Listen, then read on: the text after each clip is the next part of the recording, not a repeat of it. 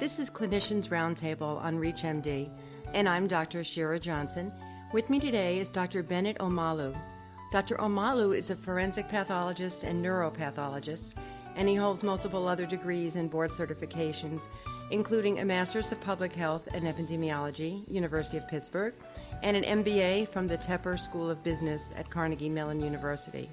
He was the first to discover and publish findings of CTE, chronic traumatic encephalopathy, in American football players. The book Concussion, which was based on his work, was published in 2015 and later adapted into a film of the same name. Today we're discussing what it was like for him as a physician and as a scientist and as a man after the results of his research and the movie on CTE in the NFL came out. Dr. Omalu, welcome to the program. Thank you so much for having me, Dr. Johnson. I'm glad to be here. What was the initial reaction to your case study and later to your reported series of CTE in American athletes? Well, that's a very interesting question, and thank you for asking that. While we were producing the movie Concussion, I learned a lot from Hollywood, from Ridley Scott, Will Smith, and Peter Landesman. I honestly learned a lot. And it was Peter Landesman, the director of the movie, who said to me, "Look, Bennett, don't you think you are different? That throughout the history of mankind, any individual who disrupts the status quo, who initiates a new way of thinking or behavior, usually becomes a victim of ostracization. That though you did something good to change society, but society would victimize you. That this is a very well-known sociological concept in human behavior." So what happened to me was I was treated very, very poorly. People will always think the NFL treated me poorly. No, my fellow physicians, I was ridiculed. I was dismissed. I was labeled to be dangerous, even by the leadership in the medical industry, including the National Institute of Health. Even some doctors began to deny that I did not do the Mike Webster autopsy, that I did not discover any disease. And they sold this message even to the media. So before the movie, I had a very terrible reputation. People who have never met me, once my name comes up, it was a very negative connotation. Initially, I took it personal. Why me? What have I done wrong? I'm not American. But as time went by, I've been made to understand that this is what happens to outliers who come in and disrupt the status quo or disrupt the system. That I was a disruptor. And especially when I was a no-name doctor, I was young. I had just finished my fellowship. I had no track record.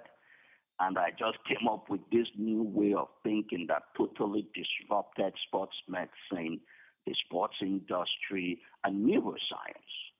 And so who do you think you are? But one thing that consoles me now is CTE is now a generally accepted principle of medicine.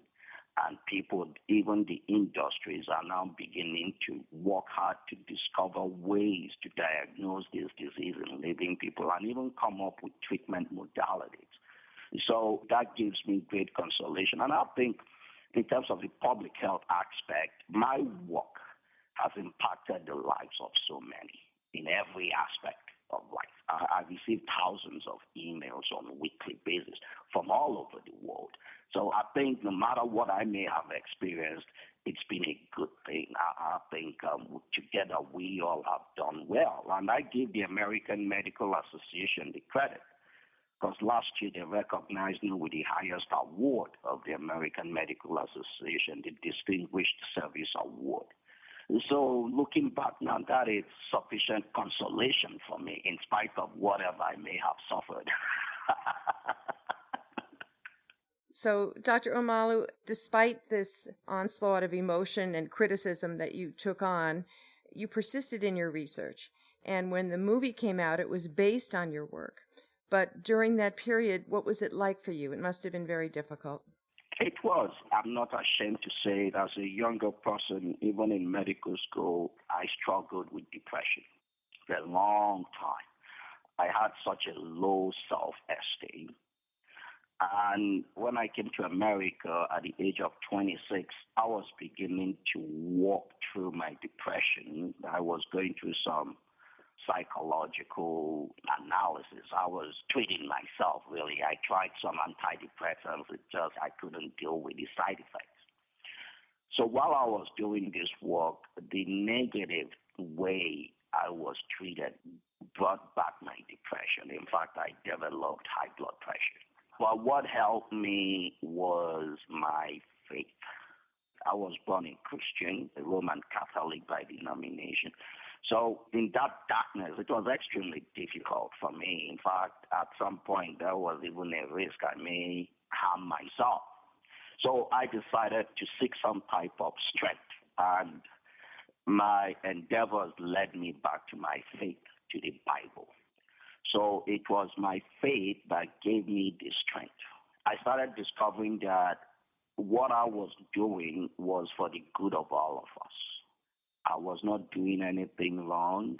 As a physician and as a Christian, whatever I did was to enhance the humanity of all of us. Because I discovered that we all are one common family of mankind, bound together by that bond of peace. We all seek the same things, the same joys, the same happiness. And whatever we do, even for the least of us, we do for all of us because we are all interconnected and interlinked. So I discovered that the work I did on Mike Webster, I helped to restore Mike Webster's dignity. And in doing so, I vindicated his family, and I vindicated him. And in doing so, I also vindicated my own humanity. So that encouraged me to seek other cases to help football players and their families, because I spent my own money traveling around the country meeting retired football players. And I discovered that all of them were suffering in silence. And there was nobody to speak out for them. And I made myself that sacrificial lamb, if you will call it. And I was prepared to die on it, to be honest with you. That was how strong I felt about it. That I had to use my knowledge and my education to make a difference in the life of another person. And in doing that process, I discovered great joy and happiness. And in fact, my depression went away. And so you see how you can turn something difficult into something productive. how you can turn around failure and hopelessness and fear, into something of value that can shed great light and joy in the lives of all of us. And I think that is where we are today. In fact, I'm working on a book now on what a parent needs to know before he or she lets her child play. I mean, something that's so elementary as that if you wear a helmet and you suffer a blow to your head, doesn't really make any difference. Your brain is bouncing around inside your skull. Many people don't know that. I've traveled across the country, so many parents, especially the lower socioeconomic, lower education level parents, they don't know that. They believe once your child wears a helmet, that is it. You don't have to worry about the risk of brain damage. As doctors, we need to change that. If you're just joining this discussion, this is ReachMD, and I'm Dr. Shira Johnson. I'm speaking today with Dr. Bennett Omalu, forensic pathologist from UC Davis, California. We're talking about CTE, chronic traumatic encephalopathy, as diagnosed in professional athletes. You have said publicly that you don't attack the NFL, that they're a corporation. You've said that the issue is the parents, and that's where the hope lies. Can you expand a little more on that comment? Okay. I have an MBA from one of the top business schools in the world. As a human being, I'm married. I have 2 children. It's in my family life, it's easier to blame my wife for something if something goes wrong at home. It's easier for me to blame my child. It's more difficult to introspect and blame myself. And I think that is what's happening to all of us. It's easier to point fingers at the NFL because it's a more convenient thing to do. And my response to that is no, we need to stop there. We need to leave the NFL alone. The NFL is a corporation. It's a corporation as valid as Google, as Microsoft, as Amazon. It's a corporation. What do corporations do? Corporations sell a product or a service. And when they provide a product or a service to the consumer, they generate revenue and they turn out profits. And the objective is to turn out as much profit as you can. So the product the NFL as a corporation provides is football. The service they provide is entertainment, period. The NFL is not in business to provide medical research. That is not what they do. They are not in business to provide health education to the consumer. That is not what they do. The NFL is not in business to protect your child. That is not what the NFL is in business for. So let's leave them alone. Let them sell football. This is a free society. This is not Russia or China or North Korea. Nobody should be banned from doing anything as long as it does not pose a threat to another human being. After all, there are other dangerous sports like car racing, skydiving, deep-sea diving. This boils down to the individual. We have the freedom, liberty, and free will to think for ourselves.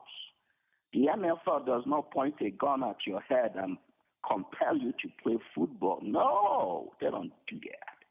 So this is about the individual. And when it comes to children, like the American Academy of Pediatrics and the Canadian Society of Pediatrics has clearly stated that no child should engage in any sport whereby it is the intent to suffer blows to the head.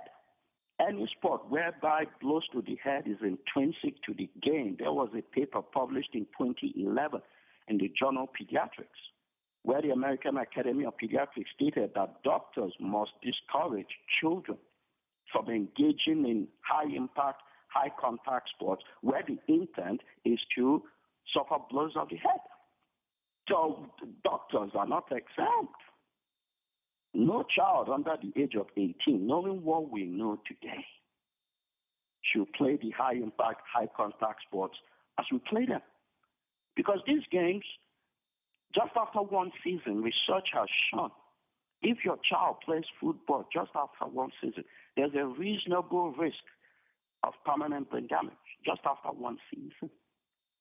A recent paper that came out of Stanford University shows that if you play just one game of football, an offensive linesman can suffer about 50 to 64 blows of his head. And some of those blows are equivalent to a car traveling at 30 miles an hour slamming into a brick wall.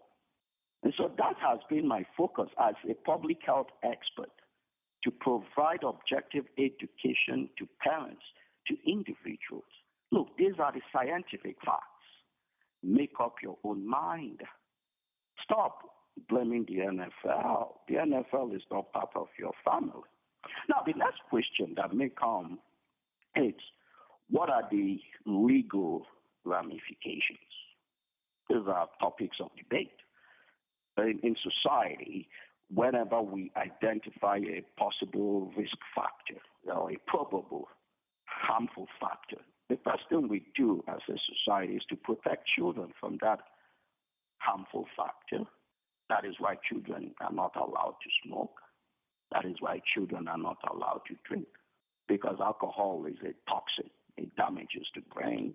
Cigarette smoking damages your body. In California, a child cannot smoke until he or she is 21. Cannot smoke or drink. A child cannot engage in skydiving or deep-sea diving.